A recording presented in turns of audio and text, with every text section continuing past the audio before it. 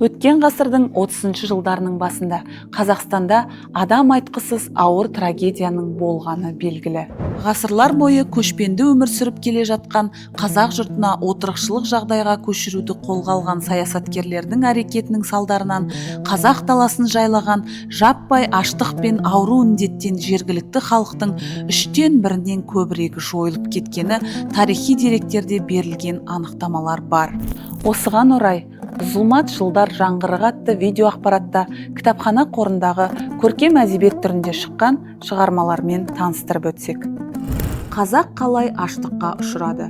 Бұл жинаққа қазақ халқына аузымен өртке су сепкен қарлығаштай шырылдап келіп, арашаға түскен Тұрар Рысқұлбеков, Ғабит Мүсірепов, Ораз Исаев сынды арыстарымыздың бұл хаттарын жүректен қан, көзден жас ағызбай оқымау мүмкін емес.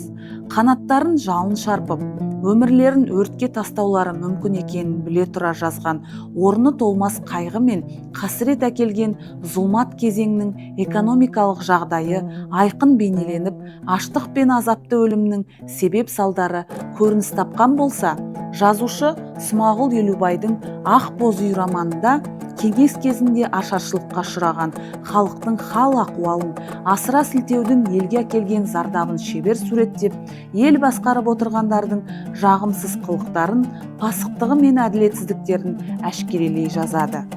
Халық Сейткемеловтің Шұбырынды қанды босқын шығармасында Павлодар қаласының түбіндегі бір ауылда тұратын жалғыз апасы Мүлипаның аштық апатында күйеуінен 9 баласынан айырылады. Оның аман қалған жалғыз ұлы кәлен жұбайымен әрі сырқап, әрі аштық меңдеген Мүлипаны қоларбаға отырғызып, Жұмабайды іздеп шығады. Поэмада осы үшеуінің жол үстінде тартқан азаптары суреттеледі. Қызылдар қырғыны тақырыбындағы бұл кітапта аштықтың зардабын тартып, өздері де бір өліп, бір тірілген тірі куәгерлер көздерімен өріп, бастарынан өткерген зұлмат жылдар трагедиясын баяндайды. Валерий Михайловтың қолдан жасалған жұрт құрбандарының арасында қазақ жеріне зорлап көшірілген ресейлік шаруалардың қаймағы дерлік көптеген басқа ұлт өкілдері болды.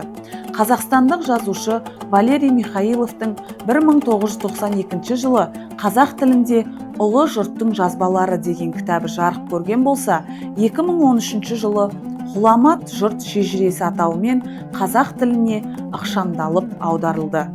Жерлесіміз Құрманбай Еспенбетовтың «Күреңбел қасіреті» шығармасында автор Күреңбел жерінде болған қасірет арқылы күллі қазақ даласындағы тарихи, саяси ахуалдарды суреттеген. Қыспаққа түскен, тіршілік азабын тартып, қайғы жұтқан Күреңбел халқының өмірін көрсету арқылы күллі қазақ халқының басына түскен нәубетті көрсеткен.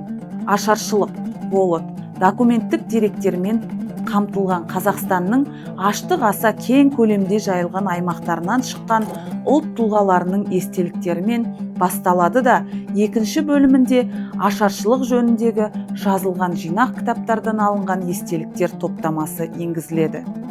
Құрметті оқырман қауым, кітапхана қорында осынау зұлмат жылдар туралы деректерді газет-журнал беттерінен де оқи аласыздар.